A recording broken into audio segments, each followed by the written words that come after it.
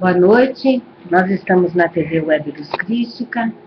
Hoje é dia 23 de agosto de 2010.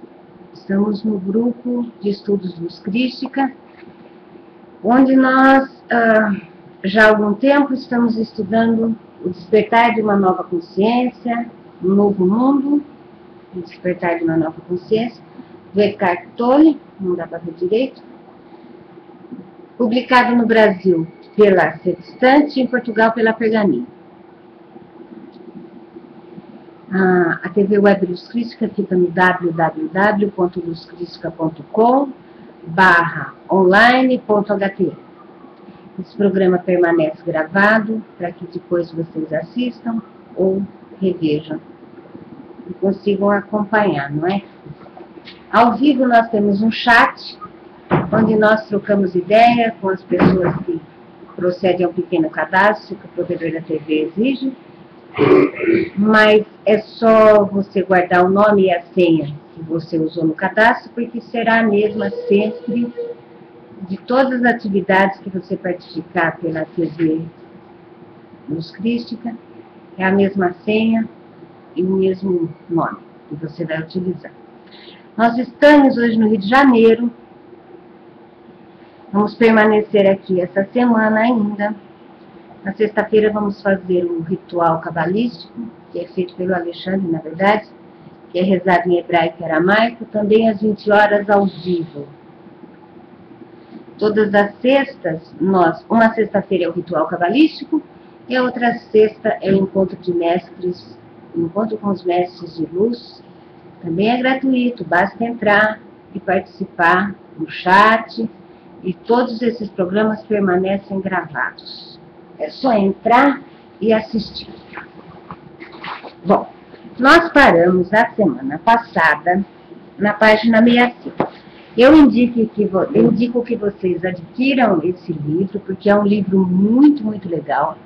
É um livro de cabeceira, que vocês podem ver, rever, enfim, consultar durante o período que nós não estamos estudando. E eu estou lendo agora com vocês. Não fiz uma leitura prévia do livro, quem me indicou foi o Alexandre. Não fiz uma leitura prévia, então nós vamos lendo de acordo com as aulas. Página 65 do Brasil. De Portugal, coloca aí para mim, meninas, por favor. Verdade relativa ou absoluta? Fora do terreno dos fatos simples e verificáveis, a certeza, estou certo e você errado, é perigosa para os relacionamentos pessoais, bem como para as interações entre países, tribos, religiões e assim por diante. No entanto, se o fato de sustentarmos que estamos certos e os outros errados é uma das maneiras que o ego tem de se sentir fortalecido, se é um distúrbio mental que perpetua a separação e o conflito entre os seres humanos, isso significa que não existem comportamentos, atos nem credos certos ou errados. Ou errados? Uma pergunta. E não seria isso o relativismo. A crença de que não existe uma verdade absoluta para guiar o comportamento humano, que alguns ensinamentos cristãos contemporâneos consideram o grande mal da nossa época. A história do cristianismo é um belo exemplo básico de como a crença de que estamos na isolada posição de detentores da verdade, ou seja, certos, pode corromper nossas ações e nossos comportamentos ao ponto da insanidade. Durante séculos, torturar e queimar pessoas vivas, caso sua opinião divergisse até mesmo da forma mais superficial da doutrina da Igreja ou de interpretações estreitas da Escritura, que seria a verdade, eram consideradas atitudes corretas porque as vítimas estavam erradas. Elas estavam tão equivocadas que precisavam ser mortas. A verdade tinha mais importância do que a própria vida humana. E o que era a verdade? Uma história em que todos tinham que acreditar, ou seja, um punhado de pensamentos. No grupo de 1 milhão de pessoas de Pol Pot, o ex-ditador do Camboja mandou matar. Encontravam-se todos os que usavam óculos. Ai, Jesus. Eu coloquei óculos agora há pouco. Para ler. Ah, faz tempo que eu não uso óculos. Aí, tá vendo? Já tinha ido pro saco. Por quê? Porque para ele, a interpretação marxista da história era verdade absoluta. E de acordo com a sua versão da verdade, aqueles que usavam óculos pertenciam à classe instruída. Eram os burgueses. Ah, pensei que era o contrário. Eram os burgueses, os exploradores dos camponeses. Se você está bem ou você está ruim, depende do ponto de vista. Eu achei que eram ceguetas e não é. É porque eram a classe de burgueses. Você vê que até a interpretação muda. Eles precisavam ser eliminados para dar espaço a uma nova ordem social. A verdade dele era também um punhado de pensamentos. A Igreja Católica e outras religiões estão certas quando apontam o relativismo como um dos demônios do nosso tempo. No entanto, não encontraremos a verdade absoluta se a procurarmos onde ela não está, em doutrinas, ideologias, conjuntos de leis ou histórias. O que todas essas coisas têm em comum?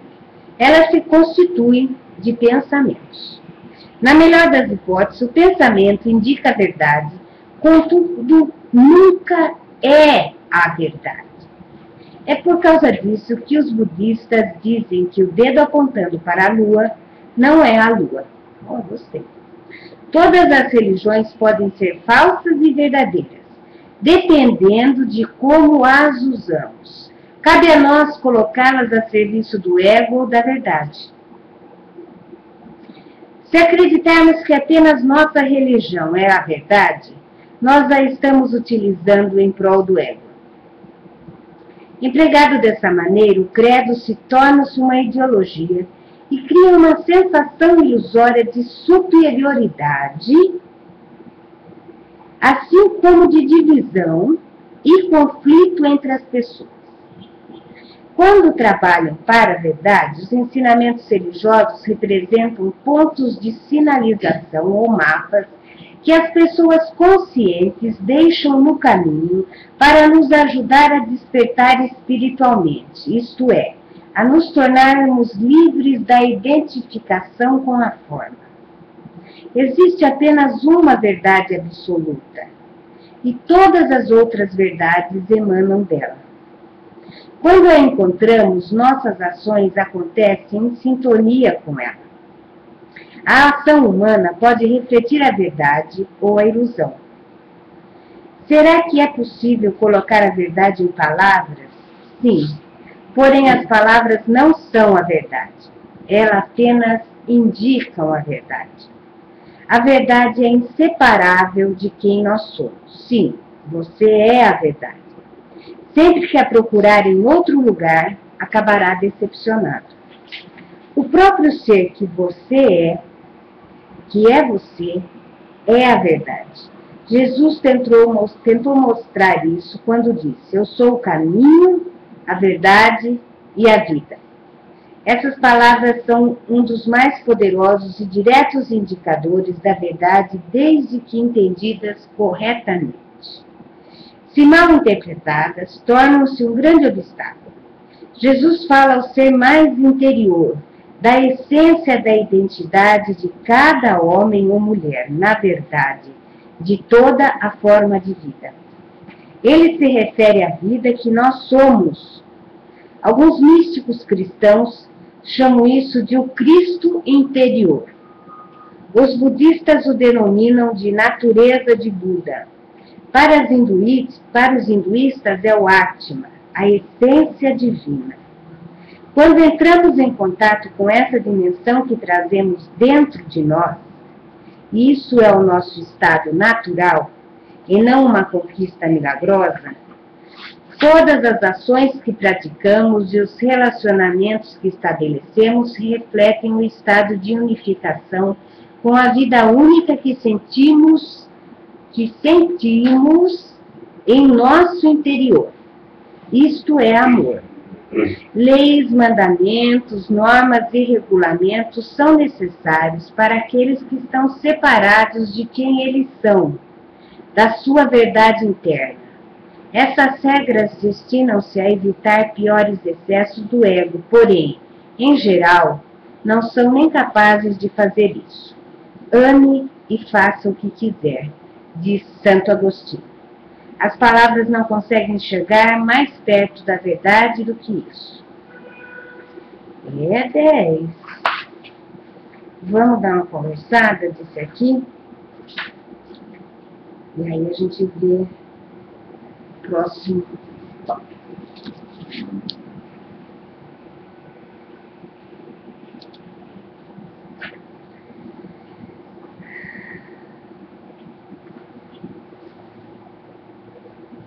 Isso é muito interessante. Quero dizer que o que eu vou falar é apenas uma tentativa, não é? Porque assim, a gente observa. O nosso entendimento da nossa verdade varia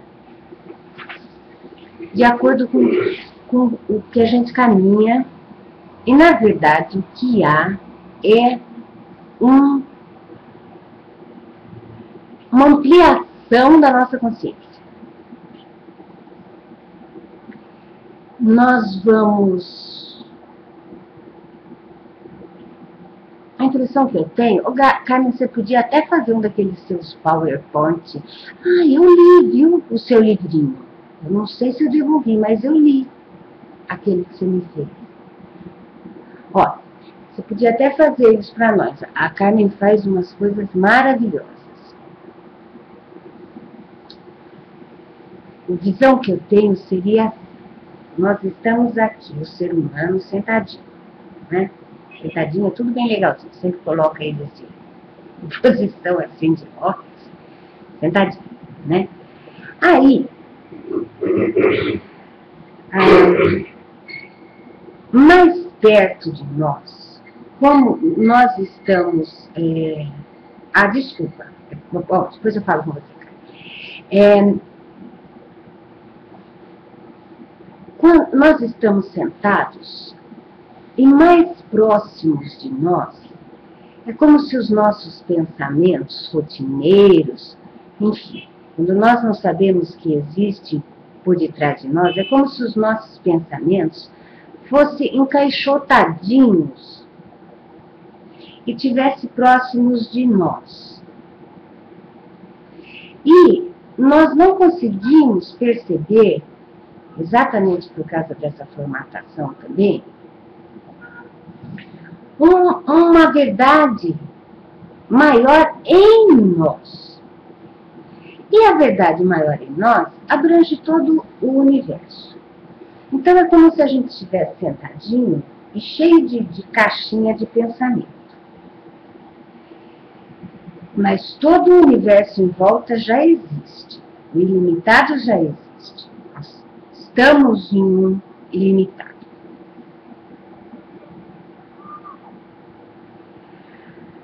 Aí, conforme nós vamos nos interiorizando, esses pensamentos que nos limitam, nós deixamos de dar tanta ênfase ou tanta vida a eles. E nós vamos mergulhando em nós.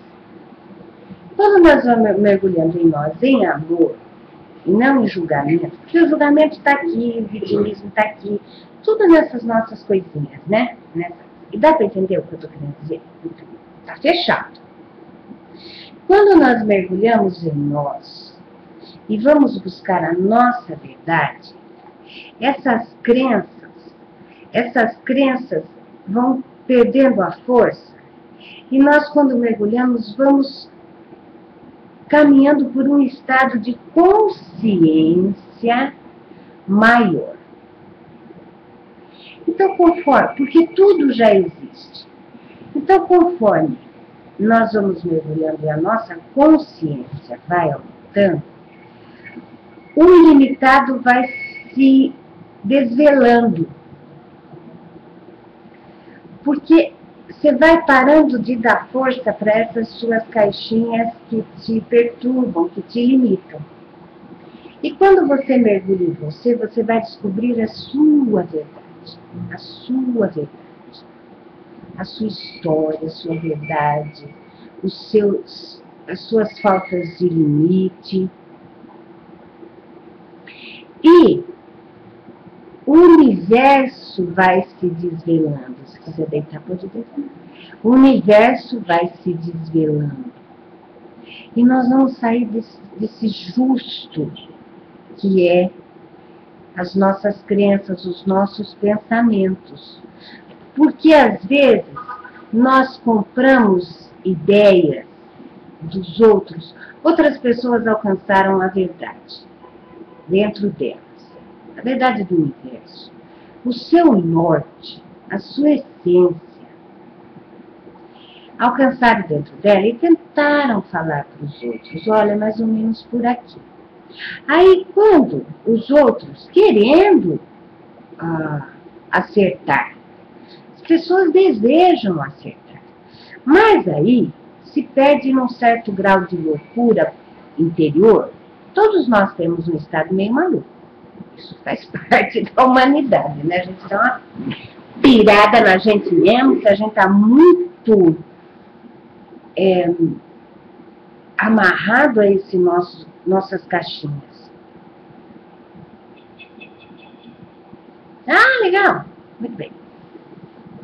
Aí, a Carmen está falando que tem um vídeo no YouTube disso. Tá vendo? A gente perde, já vem até um vídeo. Ela vai fazer um desenho, já vem um vídeo. Aí, você vai acessando o ilimitado. Você vai acessando a sua verdade. Muito bem.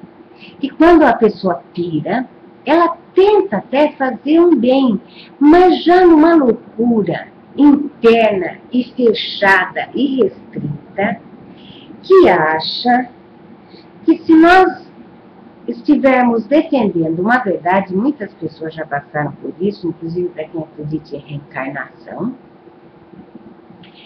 que está colaborando para o divino, para defender o divino. Mas este divino está no mundo das ideias e não no mundo interno dela. Às vezes as pessoas podem ter relâmpagos do divino em si, e quando entra no mundo das ideias, acaba se perdendo o contato com esse divino e dá nessas maluquices de matar tanta gente, em nome inclusive de religião. Não é? Todo mundo sabe que em nome de religião, muitas religiões ficaram muito ricas, não é? Porque os caras morrem, não tinham herdeiro. Deus quer. Vai ficar para ninguém, antes ficava para a igreja, não ficava para o Estado, né? Bom, e quando nós vamos buscar a nossa verdade, o que é a nossa verdade? Mergulhe dentro de você. Quando você chegar num estado de paz, Deus é alegria, e vocês já passaram por isso várias vezes. Deus é paz, Deus é alegria, Deus é estar bem. Quando encontrar esse estado de paz, e a paz anda muito perto do amor, e anda muito perto da plenitude, do agradecimento. Como é que você vai fazer mal para alguém? Não tem tanta coisa a ser pensada. Se você está num estado bom, interno, interior seu, você nem precisa ficar pensando se você vai xingar o outro ou não, porque você já está legal. Está bem, está em paz. Não precisa ficar pensando muito o que será que eu vou fazer. Não precisa. Já é paz, já é amor. não há de se defender, porque nós, quando nos identificamos, e a palavra é identificar, quando nos identificamos com verdades, com informações, aquilo, como já foi estudado antes, passa a fazer parte da nossa ideia do que nós somos. Então, quando nós acreditamos em alguma coisa, nós achamos que nós, defendendo aquela ideia, nós estamos nos defendendo. Porque aquilo faz parte de mim. Entende? Leva tudo para o pessoal.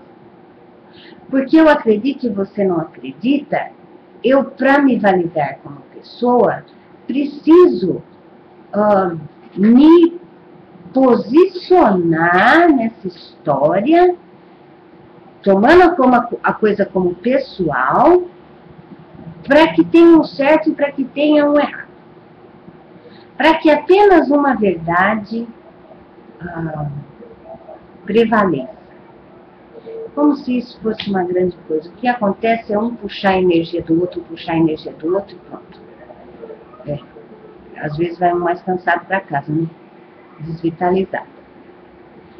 O que eu costumo sempre pensar é assim: se só cristão fosse possível, se só pessoas que acreditam em Jesus fosse para o céu, esse céu era muito pequeno. Porque vocês já imaginaram, o povo do Oriente, só China, gente, presta atenção, o que tem de negro lá enfiado lá dentro. Ninguém mais vai para o céu, só Jesus. A gente ama Jesus. Mas, isso não tem lógica. É só pensar, se Deus criou todo mundo, só Jesus. Presta atenção, se você tem um parente, uma pessoa boníssima que faz parte da sua família, que não acredita em Jesus, é budista, é hinduísta, Você acha mesmo que ele não vai para o céu que você vai? Ou tem mais lógica o que a pessoa é interiormente? Porque Jesus, ele inspira para que nós despertemos esse estado que ele sustentou. Mas não que o cara vai fazer pela gente, né? Aliás, é muita sem vergonhice. Só quando a gente precisa, a gente lembra. Mas quando a gente não está bem, a gente não tem a mínima intenção de manter esse estado. Só no aperreio, na desgraça, é que reza, que, sabe? Que, converte. Mas depois, você não quer nem saber. Você quer ir para a feira comer pastel. Não, ou não é? É assim mesmo. Aí, mas você pode ir para a feira comer pastel, mas será que não vale a pena sustentar esse melhor dentro de você pro resto da vida? Para não ter que ficar assim nesse estado de estar se sentindo ao sabor do vento aí? Será que não vale a pena a gente se conhecer, se validar? E quando a coisa vier, você fala, vamos ver isso de frente, porque, sabe, não tem parâmetro da nossa luz, não dá para comparar com a luz do seu vizinho, com a luz do padre. Mas olha, pessoa espiritualizada e fuma, pessoa espiritualizada e que mais que come carne, pessoa espiritualizada, que mais que fala? Sei lá, arruma um namorado mais novo. Mas olha, veja só, cuida da sua vida, fique bem você. A Elizabeth Claro Profeta, que, coitada, Deus a tenha, maravilhosíssima, trouxe a fraternidade branca, mas eu acredito, eu, Eliana, acredito, ninguém me contou, ninguém falou nada, a mulher não baixou, não foi nada disso. Mas eu ouvi alguns comentários assim, olha, quando ela canalizava a fraternidade branca com aquele antigo marido, era uma beleza. Mas depois que o marido morreu e ela continuou aí, tem uma hora que já deu. E ela arrumou um namorado mais novo. E o negócio desandou. Mas é muita pretensão, você concorda? Que a pessoa tem que levar a vida de castidade e enfim, ser uma santa para agradar. Ela fez o máximo dela no tempo que ela quis. Existe livre-arbítrio, vocês sabiam? E o fato da pessoa, agora vamos tirar, a pessoa fazer à vontade, casar, fez mal para alguém, fez mal para ela, é uma coisa tão distorcida. Boa noite, dona Maísa. É uma coisa tão distorcida, uma ilusão assim. O coração da senhora, como é? Ai, uma obra maravilhosa, mas no fim da vida, arrumou um cara mais novo.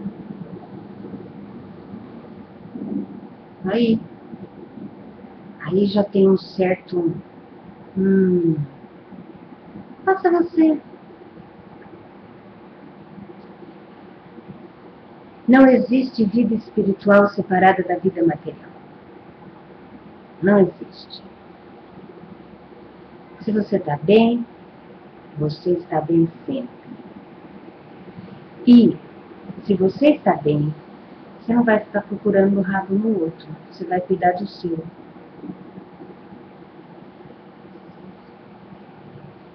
Sabe? Julgamento. Primeiro, que o cara não é você. Vamos imaginar assim. O cara não é você. Ele está sustentando a verdade dele. E se propôs a servir de alguma inspiração para os outros mané que estão à volta. Ó, eu estou fazendo a minha parte. Se vocês quiserem, vamos todo mundo junto. Vamos todo mundo junto. Aí, você pega o cara comendo torresminho e tomando cerveja no bar. Já não acredito mais. Mas quem mandou você acreditar? Ele sustenta uma verdade do coração deles para que você sustente a sua. Toda e qualquer ilusão que nós criamos, nós vamos ter que descriar. Mas eu não acredito mais, porque já desacreditei até de Jesus.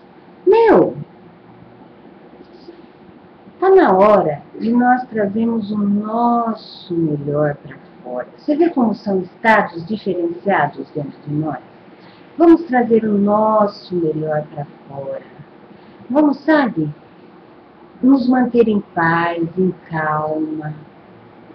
E o julgamento não combina. Não é que não pode, é que não combina, não dá. Se você está em paz, como é que você vai ficar aborrecido do cara estar comendo um torresmo?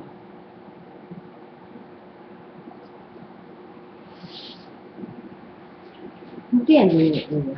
Isso é ilusão. É ilusão.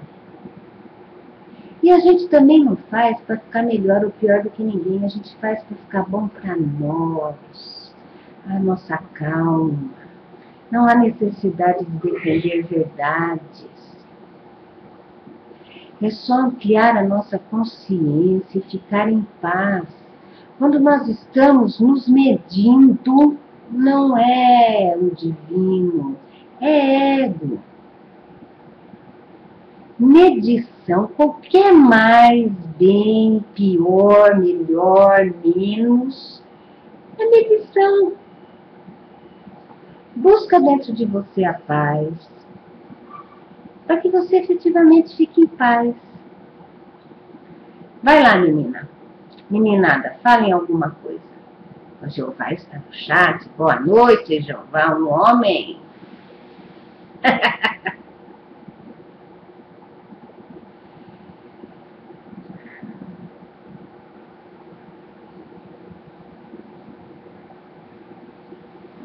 A gente só sente o que o outro quer que sintamos, se permitirmos isso. A gente só sente o que o outro quer que sintamos, se permitirmos.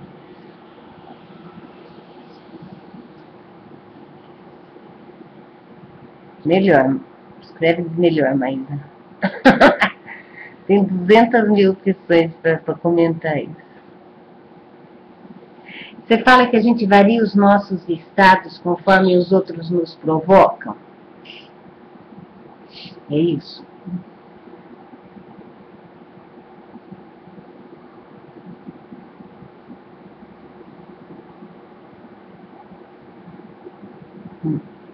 Tá bom.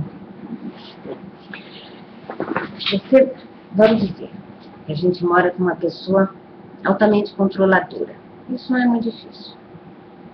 Né? Ou se não, aquela vitimista. Sempre tem um na família, né? Ou que controla, ou que vitimiza. E a pessoa realmente está ali para despertar esse estado em você. Não é? Ou você tem que se subjugar, ou você tem que ser o que caceta a vítima, não é? O que não dá para... O que dá para fazer uma troca de posição, às vezes você consegue ser vítima também dela. Ou às vezes você dá uma sorte lá, você consegue cacetar o que te caceta. Então essas pessoas, geralmente familiares, né? Família, porque o outro você larga falando sozinho, volta daqui um mês, mas familiares, eles sustentam, as pessoas sustentam, nós sustentamos um padrão.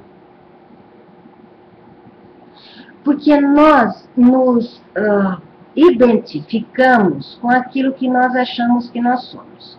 Nós podemos ser muito ruins, ou nós podemos ser muito vítimas, ou muito coitadinhos, ou muito pobrinhos, ou enfim, o que a gente achar, acreditar que nós somos. Lembrando que tudo isso são estados, né? A gente não nasce, vive e morre num estado só. Mas, enfim, mudando os estados, nós também queremos nos identificar com aquilo que nós acreditamos que nós somos. Dá para entender? Muito bem. Eu tenho uma aqui para me ajudar. Falar com vocês aí no chat é mais demoradinho, né? Aí, essas pessoas tentam despertar em nós esses estados. Provocam mesmo, né? Nós também provocamos, mas vamos falar do que os outros nos provocam. Enfim, é estabelecido como se fosse um círculo vicioso de relacionamento, porque um provoca e o outro alimenta, fornece aquela energia de que o outro está precisando. E o outro alimenta, e o outro alimenta, e o outro alimenta. Bom, enfim, se é verdade que a gente permite, sim, nós permitimos. Nós permitimos que as pessoas provoquem estados em nós. Mas, como é que nós vamos conseguir superar? Como é que eu vou? Eu vou ignorar? Eu vou matar? Eu vou fazer o que com essa criatura? A única coisa que nós podemos fazer é mudar nosso estado de consciência. Então, quando nós saímos dessas caixinhas, porque veja que parece que essas limitações, e a Carmen colocou um vídeo ali do YouTube para depois dar uma olhada.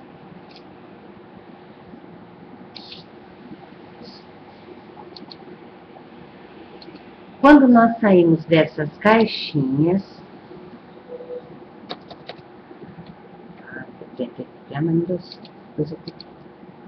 quando nós saímos dessas caixinhas,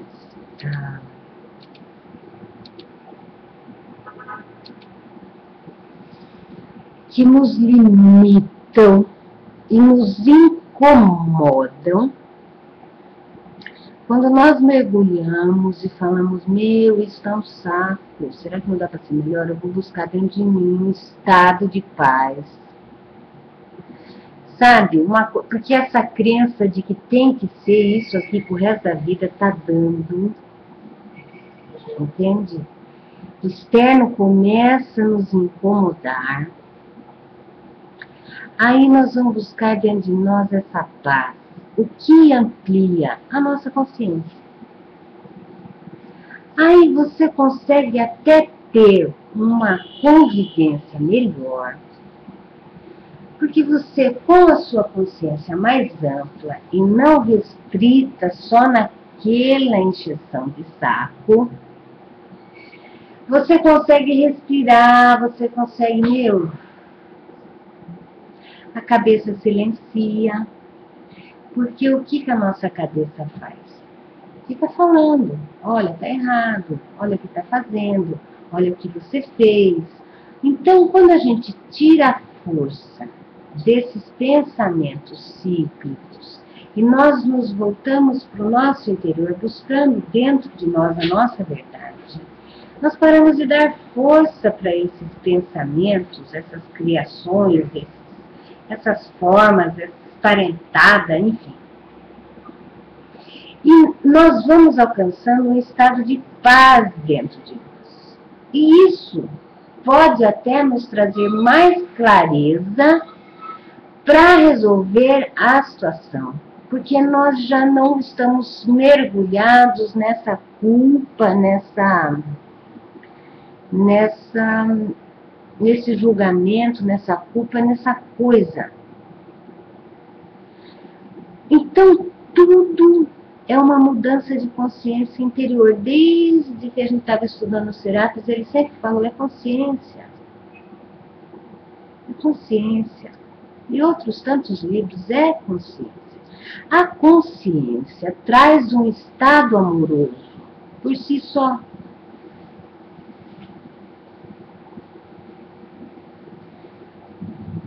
Vem junto. A gente não precisa correr atrás de um amor incondicional ou de uma compaixão, de uma empatia ou qualquer outra coisa parcelada, porque quando a gente amplia essa consciência, nós alcançamos os estados que esses mestres maravilhosos sustentam em si. Nós paramos de pedir misericórdia com a mim, para me dar paciência, compaixão. Aquela história, Deus me dê paciência, porque se me der força eu mato. Dar paciência, né? Então, quando nós mergulhamos em nós, esses estados de paciência, de compreensão, de compaixão, de não julgamento, vem embutido, porque você está em paz. Se você está em paz, o outro pode plantar bananeira, que você dá risada, você vai falar, mas que coisa, que coisa doida, não? E engraçado ainda. Não é uma permissão, essa luta mental é uma dureza, porque, a sua cabeça, se a gente ficar só no plano mental, vão falar, mas você é ruim, mas você é muito má, viu? Olha aí, o cara é uma vítima e você não quer mais validar essa situação de vítima. Aí você fala, mas é porque eu estou sofrendo. Aí vem o outro lado do seu mental e fala, mas você está sendo muito ruim. Agora, quando nós vamos nos harmonizando em nós, ficando em paz em nós, procurando a luz que nós somos mesmo, isso já é uma coisa automática.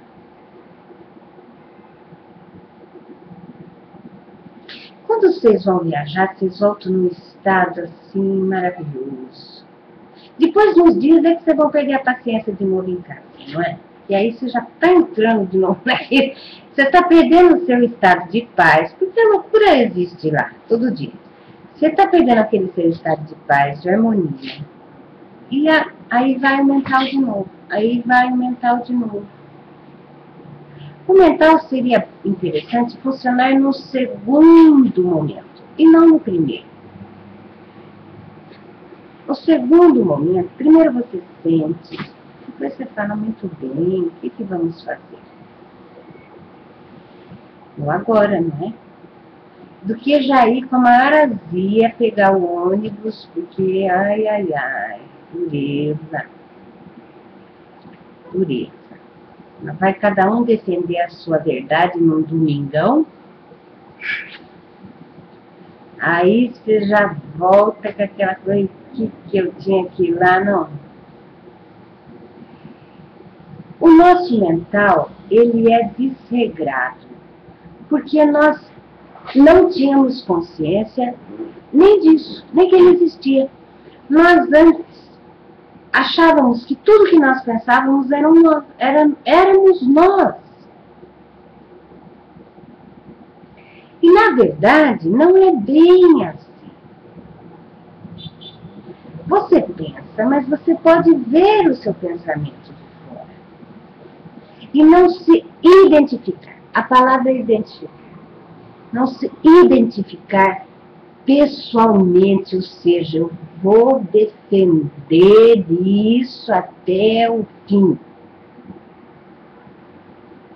Dá para ser mais light. O mental é maravilhoso. O emocional é maravilhoso. Desde que a gente, primeiro, tenha consciência deles. E segundo, que nós não nos submetamos a eles. Existe o divino dentro de nós, que sustenta tudo isso. Agora, se nós procurarmos esse maior em nós, esse divino, essa essência, vocês lembram do exercício que a gente fez há um tempo atrás, de sentir Deus na sua mão? De sentir Deus na sua boca? Onde está a essência de Deus? Aqui. Esse é você. Isso que você sentiu por trás. Essa é a nossa essência.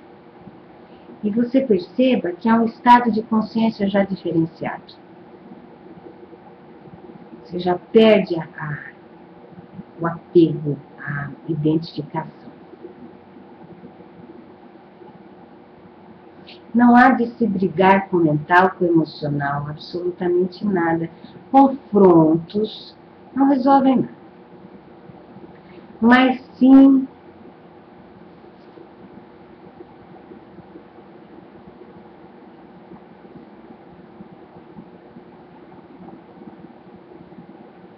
a Dulce escreveu: o meu mental quer porque quer que eu me preocupe com as coisas, que não vivo agora, que não sinto as coisas boas que têm acontecido. Não só o seu, como o de todos nós. Todos nós somos assim. Porque é um condicionamento, é um hábito que nós vamos nos desabituar. Vocês podem fazer um contrato. Eu fiz com o meu mental. Assim. Só me preocupo com o que vai acontecer na próxima meia hora. Antes, eu me organizo. Lógico. Se eu tenho que sair 2 horas de casa antes, eu saio, não é? Mas eu só me preocupo meia hora antes. Antes de meia hora, não adianta. Não adianta, porque pode ser que tudo mude. E mesmo assim, tudo que eu pensava ia chegar lá na hora, pode ser tudo tão diferente. Então eu fiz uma negociação comigo. Eu olho, não, ainda não é minha hora, eu não vou me preocupar com isso. Porque na verdade a gente resolve tudo na hora mesmo, né? Tudo pá, agora. Você se prepara para ir fazer a unha no cabeleireiro, se organiza, sabe? Já vai com aquela... Chega lá, a mulher não foi. Ai, amor de desilusão. Você nem consegue pensar em outra coisa, porque você já viveu a noite inteira fazendo unha, já até sonhou. Se você fizer a questão da meia hora antes, você vai. Mas como você não está tão envolvido, identificado com aquilo, se a mulher não for, fala, o que será que eu vou fazer também? Você já nem, a raiva já nem se instala, porque você não estava assim, ansioso. Ah, acho que eu vou fazer outra coisa. Vou dar um pulinho ali, vou visitar uma amiga aqui. Já, entende? Já não teve uma variação emocional assim tão... Porque é só meia hora antes. Meia hora não dá para você esquentar muito a cabeça, nem ficar enchendo muito o saco de você, nem dos outros. Então você já nem vai perturbar muito, se perturbar ou perturbar. Faça um contrato, meia hora. Não deu meia hora. Não vou pensar em todas as hipóteses que pode acontecer ou não acontecer. Só meia hora. Você dá uma meia horinha aí para ele ficar meio satisfeito.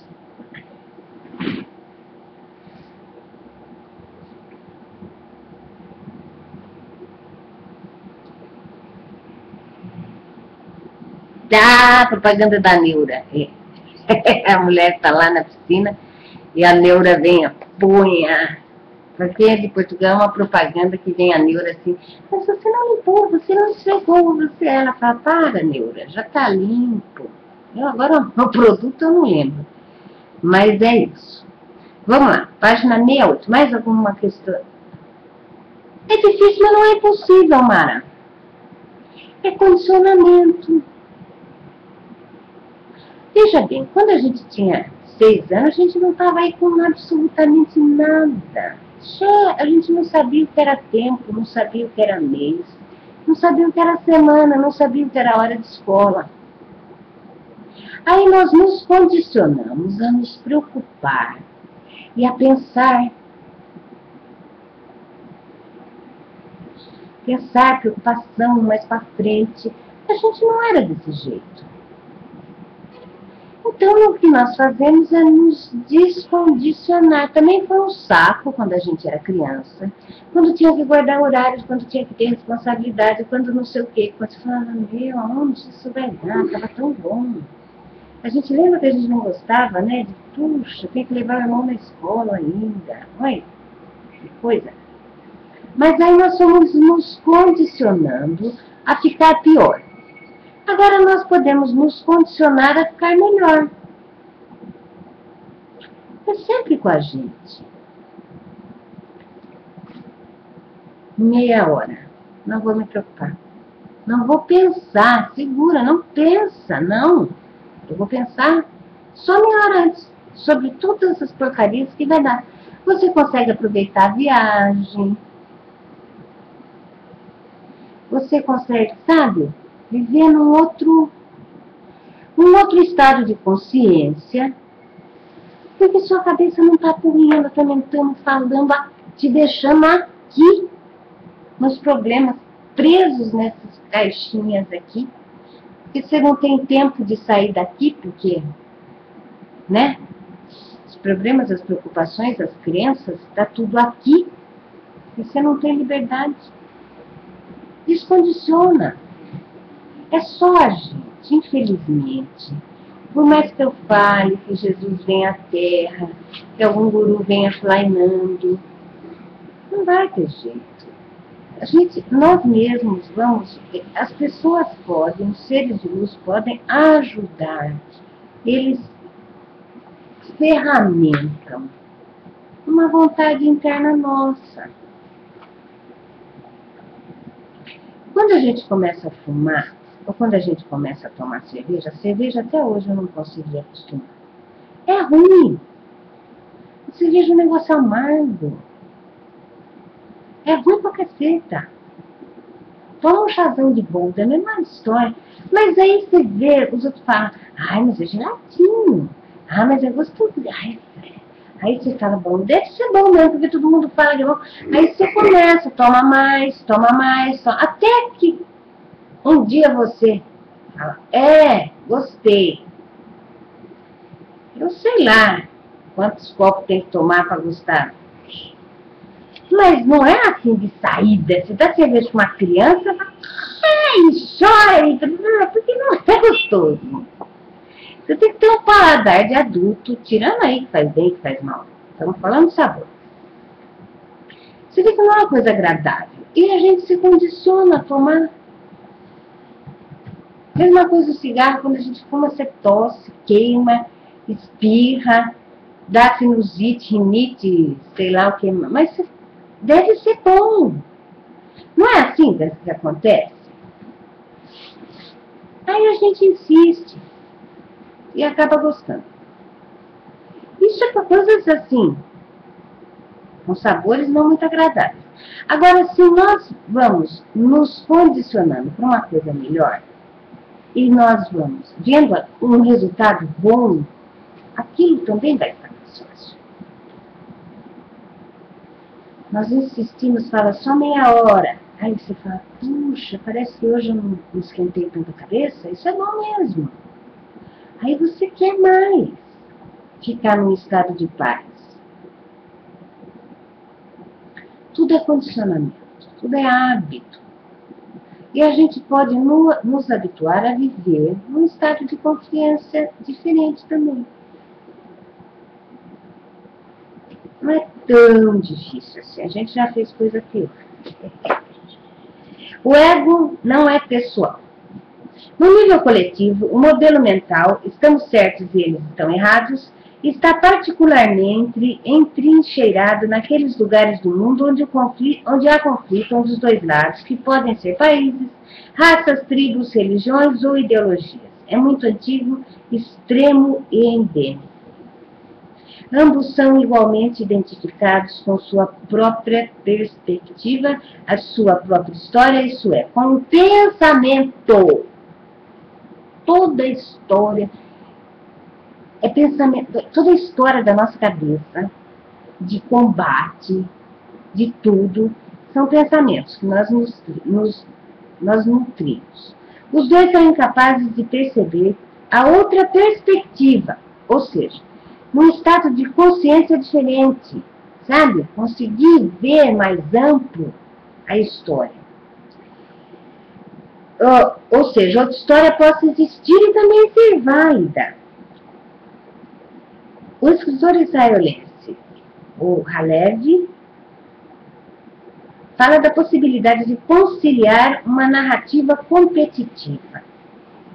No entanto, em muitos pontos do globo, as pessoas ainda não são capazes de fazer isso ou não querem saber de agir assim. As duas partes julgam-se detentoras da verdade. Cada uma delas se considera vítima e classifica o outro como o mal. Como o conceitualizam e o desumanizam, a pessoa nem mora ninguém dentro dela, não é? Vendo-o como inimigo, são capazes de matá-lo, já que não tem ninguém lá dentro, e infligir todo tipo de violência, ainda que se trate de crianças, sem sentir a sua humanidade e o seu sofrimento. A gente se fecha tanto nessa nossa verdade que a gente percebe como é limitante. Ficam aprisionados numa espiral insana de cometer atos terríveis e de sofrer o revide. Lógico, o outro também vai querer, não é? Da ação e reação.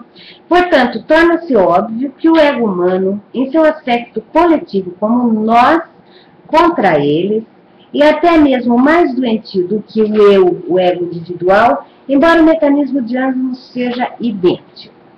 A maior parte da violência que os seres humanos infligiram a si mesmos não foi obra de criminosos, nem de indivíduos mentalmente perturbados, mas de cidadãos normais, respeitáveis, a serviço do ego coletivo. Alguém poderia até dizer que nesse planeta normal equivale a louco.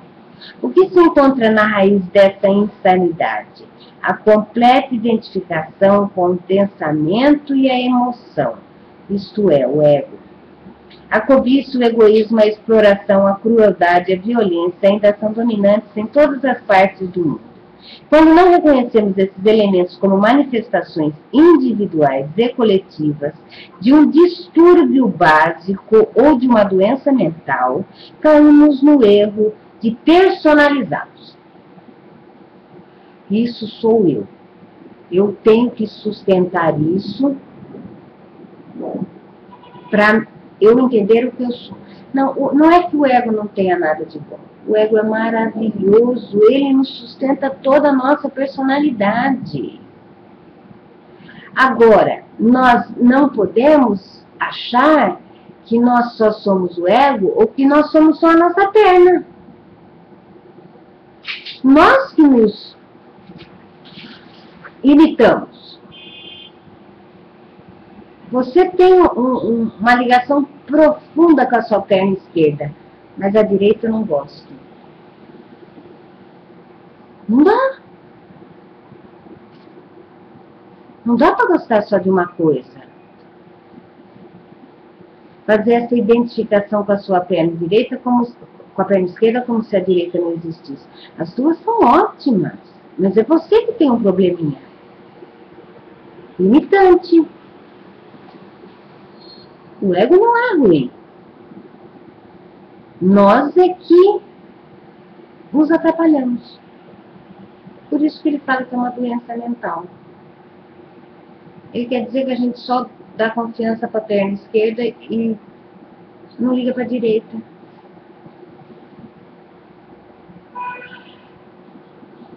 Nós não precisamos lidar com o ego.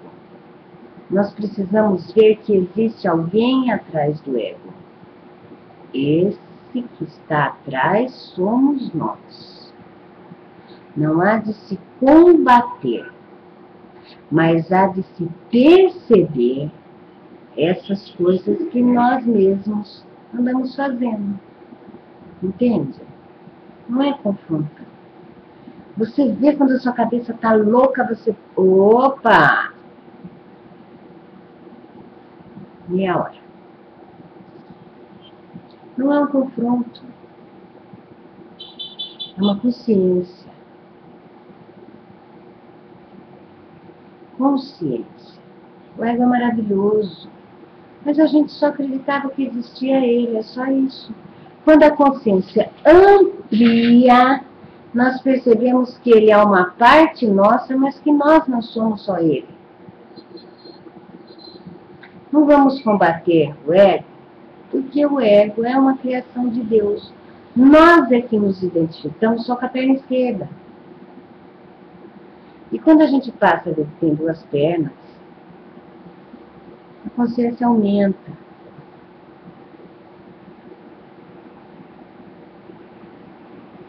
Ampliar a nossa consciência. O resto vem junto.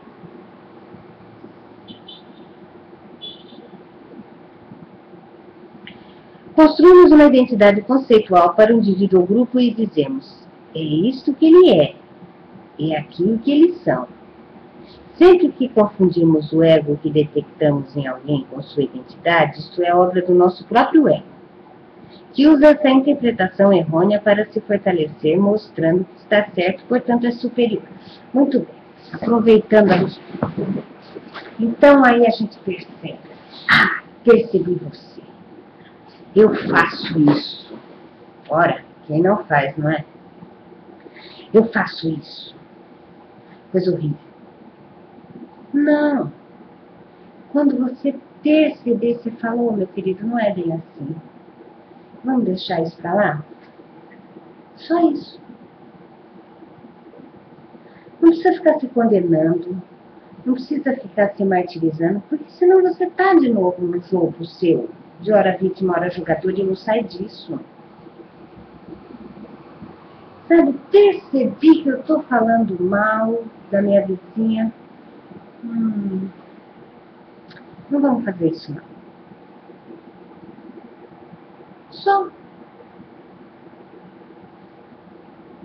Só. Não tem briga interna. Olha, eu percebi. Parei.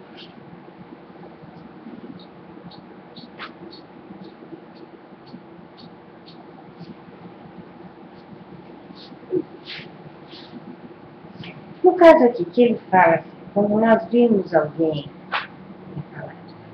esse grupo é assim, esse fulano é assim, ou não sei o quê. Quando a gente percebe fazendo isso, é só se perguntar, será mesmo? Acabou. Você identificou uma crença sua e já não deu força. Será mesmo? Ah, que bobagem. Só.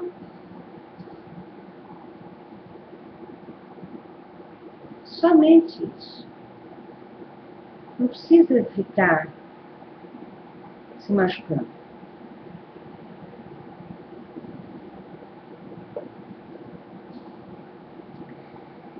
Sempre que confundimos o ego que detectamos em alguém com sua identidade, isso é obra do nosso próprio ego, que usa essa interpretação errônea para se fortalecer, mostrando que está certo e, portanto, é superior.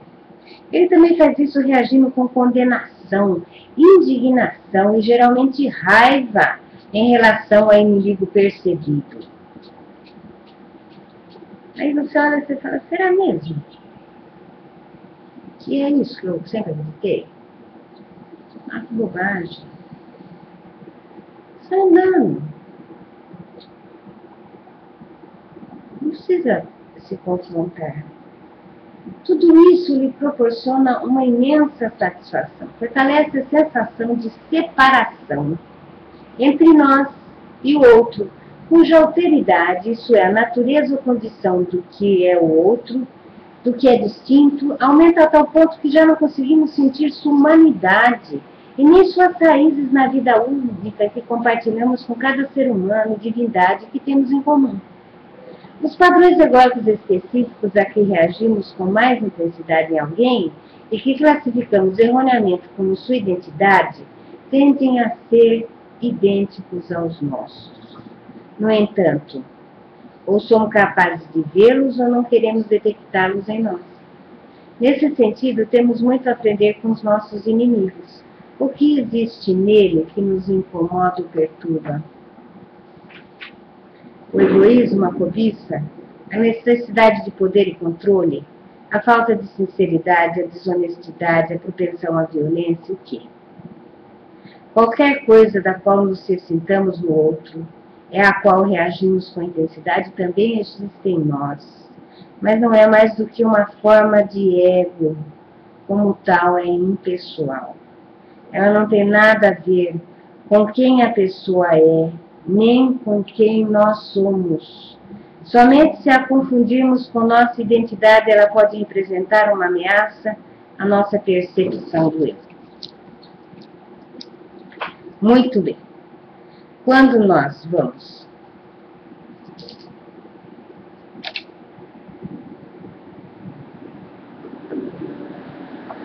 por quê? Por que aquilo que nós estamos, que os outros nos incomodam, está em nós? Porque nós temos tudo. Numa maior ou numa menor intensidade, nós temos tudo, absolutamente tudo.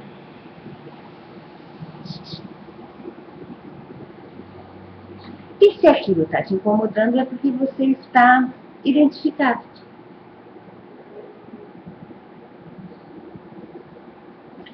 E você se identifica com uma coisa que você acha que você tem que defender. Não dê exemplo de uma coisa assim que a gente passa e que incomoda a gente, que confronta, sei lá. Não sei.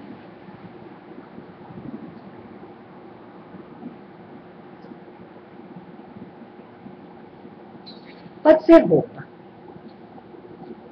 É muito interessante. Aqui no Rio de Janeiro, as pessoas são muito mais light para se vestir. Realmente, o carioca não se incomoda com a roupa que você está. É uma coisa muito interessante, não é? Não se incomoda se você está de short, se você está de chinelo, se você está de bermuda. Não tem. Os caras não se incomodam a roupa que você vai. Não tem olhos para prestar tanta atenção nisso. É um padrão de pensamento. Na cidade de onde eu vim, isso não é bem assim. Para você sair, você tinha que estar mesmo arrumada. Para sair à noite, então, é um evento, não é? Você também é do interior, não é? não eram eventos, sabe? Passavam câmeras, escaneavam a gente para ver, mas tinha um grau de importância diferenciado.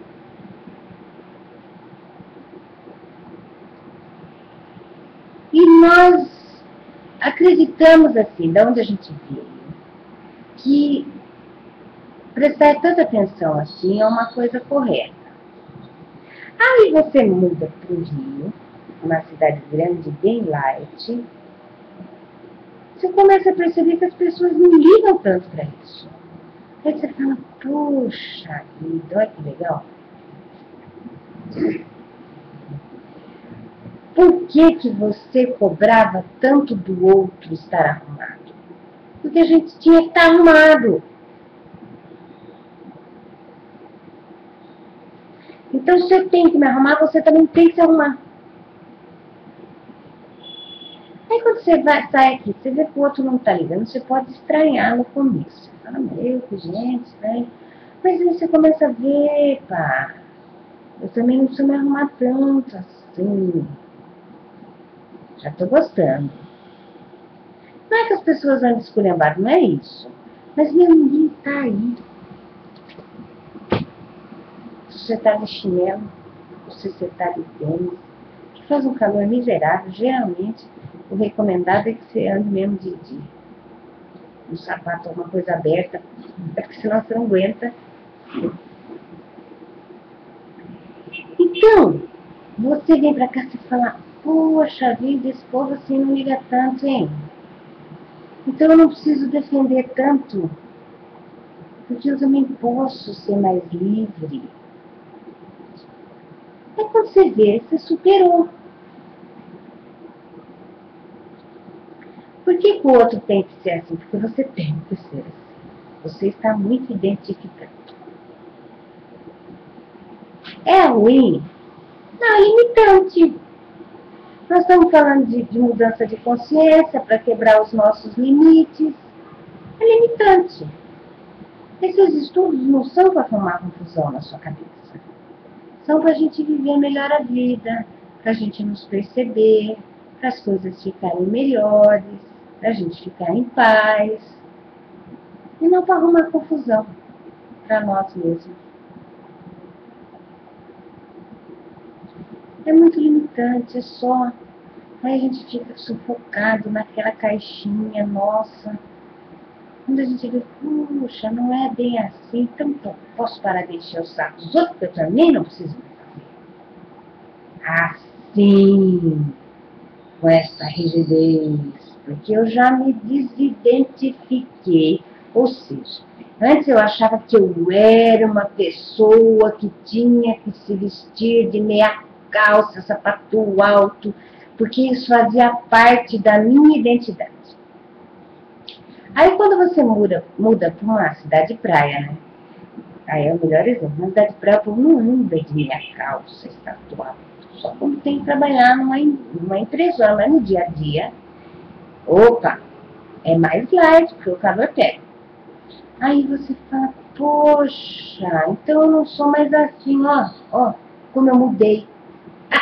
Como se fosse a gente, isso eu entendi agora, que legal, como se fosse a gente que tivesse mudado, eu mudei.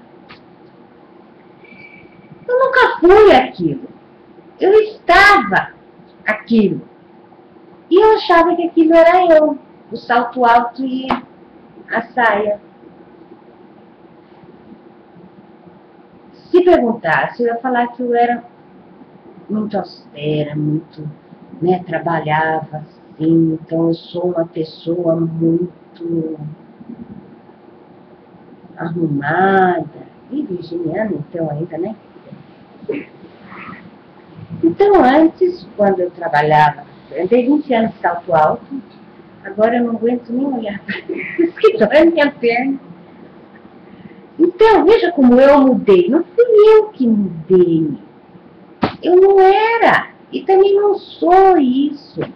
Eu estou isso. Olha, eu comprei uma calça super mega rasgada aqui, mas isso que você vai arrumar.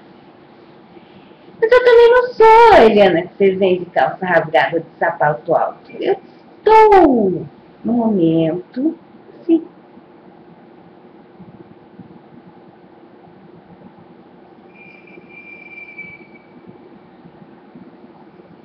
A roupa cigana, né? Mas eu tá falando que tem muito primo que fala que onde que tá a roupa cigana?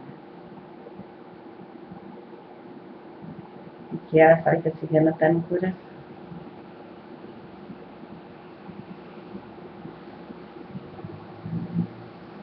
Entende?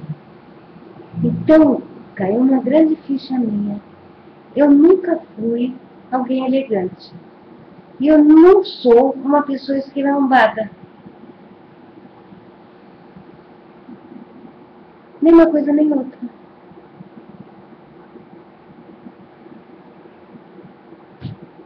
É muito legal isso. Não é? Gostei da ideia. Porque era como se eu fosse, quando eu tinha uma profissão diferente, eu era. Não é eu estava, eu era. Eu estava no estado. Agora estou outro. A Maísa sabe que eu ando descalça no estresse o dia inteiro e esse sapato salta me matando. Já até emprestei um tênis da Sol. Mais alguma coisa, algum comentário?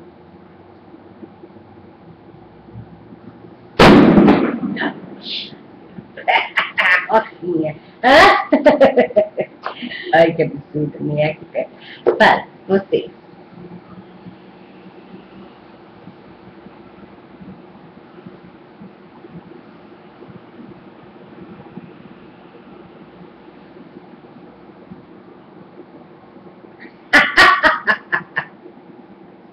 A Maísa fala, é muito engraçado, quando vai alguma coisa lá em casa, preciso me arrumar, ela fala, coloca um salto, pronto. Coloquei o salto, eu tô arrumadíssima, eu ando descalço o dia inteiro. Quando eu tô me vendo de salto, é uma ocasião de gala. Lá em casa, o negócio tá chiquetésimo. Tudo bem então, meninas e meninos? Querem fazer mais alguma colocação?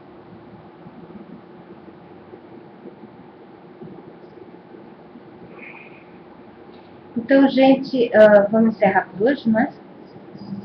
Já foi 1h30 de estudo, o tempo voa. Nós nos encontramos novamente para continuar, porque me parece que o assunto vai mudar a semana que vem. Já, a guerra é um modelo mental.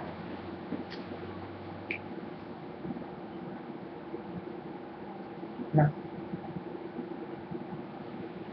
Então, nós nos encontramos a semana que vem, às 20 horas, para continuar aí o livro, ó. Despertar uma nova consciência do Eckhart Tolle.